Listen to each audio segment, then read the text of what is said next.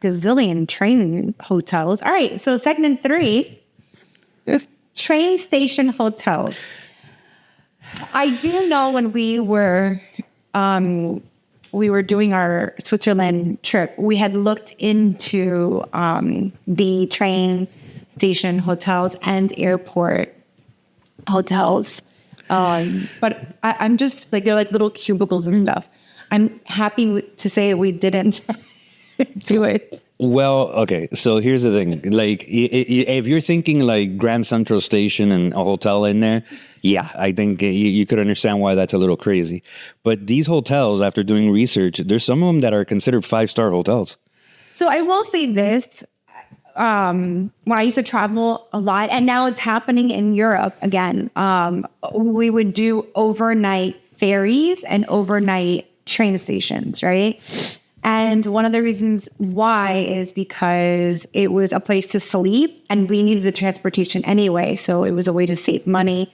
So back then there was no fast trains. So from, let's say, Naples to like Venice, we would do like an 8-hour overnight train. So you would just go to sleep and wake up in another city. We did the same thing going to Ibiza. We did an overnight ferry from Barcelona.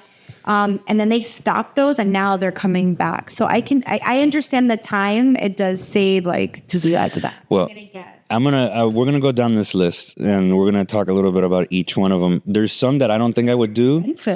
Like, yeah, I don't think I would want to, you'll see. But I mean, again, like for example, our first one, St. Cross Renaissance Hotel, that's in London. It's a former 19th century rail terminal, and rooms are $380 a night. That's expensive, but it's also London. Yeah, but it's so basically architecture buffs and Eurostar passengers are gonna love it. So again, if you look at it and you see these, it's hard for you not to like. Why don't you like Google it real quick? I had to say, if you are traveling and you need to get to I don't know, what would be the purpose of doing this? I'm still kind of torn on this. I think if you just like to your point, if you want to get up and go and you're in like, let's say Europe and you want to hit the train over here and hit the train over there, it's easier to just like, oh, the train is leaving first thing in the morning, wake up, don't forget about transportation and you just jump on a train. Okay. All right. You're not feeling it. Okay, well, there's a Union Station Hotel in Nashville. You see, I don't think I would do any of them in the United States. It is Romanesque formal train station. It's $230 a night, and it's great for music lovers and romantic getaways.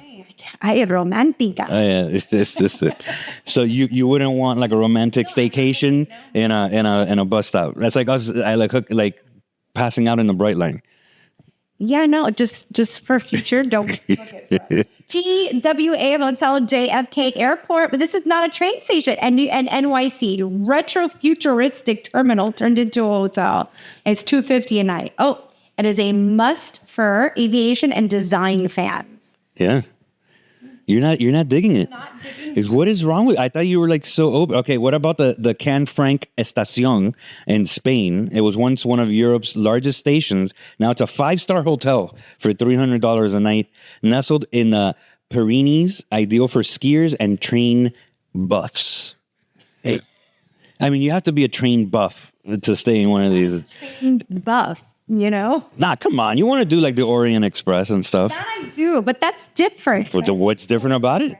Because once again, it's a sleeper train that's absolutely beautiful. And there's just something so romantic about it. And it's been happening for so long. And these are just the train that's like redone. And it takes you from like Paris to Venice, like the two most magical places. So who wouldn't want to do that? Well, unless you want to stay in the Chattanooga. You got Choo Choo Hotel. So I was gonna say that, like, I don't know.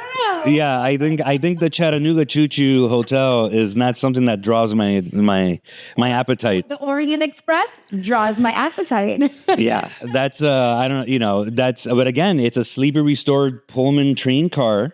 And it's only $180 a night. So if you're tied up in Chattanooga. So awesome for you and your friends. Come on, you would do it. Come on, you're like it's great for train buffs. The Grand Central Hotel in Glasgow, Scotland, and it's a Edwardian charm, $200 a night.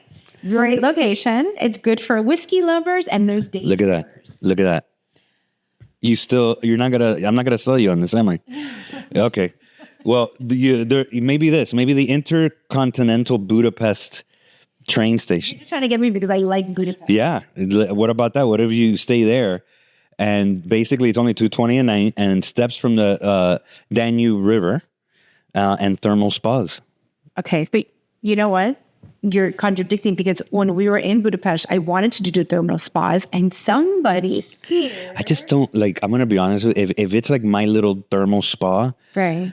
fine. But that looked like a massive, like, community of humans in that spa. Transients. Okay. You know what? I think this segment was yeah, I probably.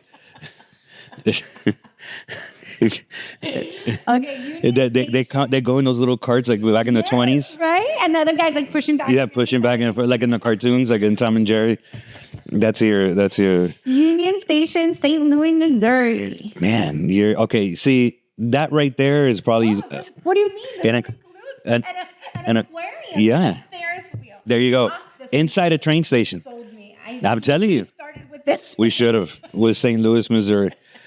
See, now you're mocking my list, and I'm not appreciating it because I think this was interesting to have hotels in a train station, but you're not about it. No. Really? No, I'm not. It's not the Port Authority, babe. Like it's like the Port Authority actually was on this list, and I removed it because Such a liar. I'm playing on this. Such a liar. But imagine if the Port Authority for $80 a night, you could stay in the Port Authority. Would you stay there? No. Okay. You think because I'm a New Yorker, I would say yes? I think you would. I think you would. Yeah. I mean, great location, right next to Times Square.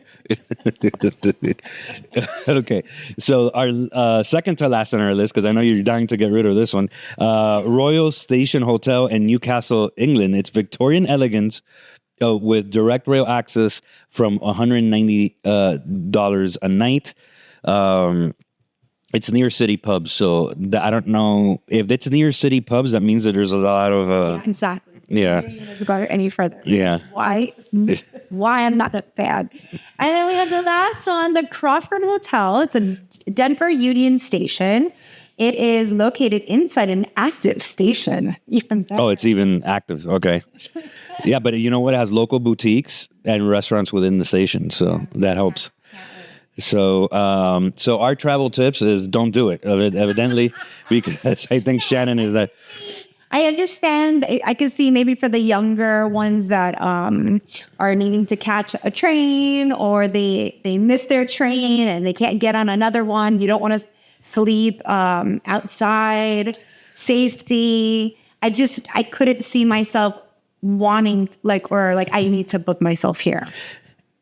I agree. I mean, I don't want to book inside a train station, but I think what they've done and they're doing the research, it's incredible what they've done with these train stations to make it at least an option for those who just want to like get up and go, you know, and at least give you that comfort. I think, you know, again, the Port Authority situation I'm not about, but I think if you do your research enough, like some of them on the choo-choo, I'm definitely not doing the Chattanooga choo-choo.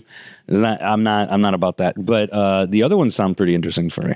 Yep, sure. Are you ready for? Well, you said you wanted to travel by train, so. Orient Express. You're forgetting that part of the sentence. All right. Well, that's our best of segment. Obviously, it wasn't the best of for Shannon, but if you guys have any more information you want for train station hotels, let us know, and we'll be more than happy to provide that. Let's go to segment 4.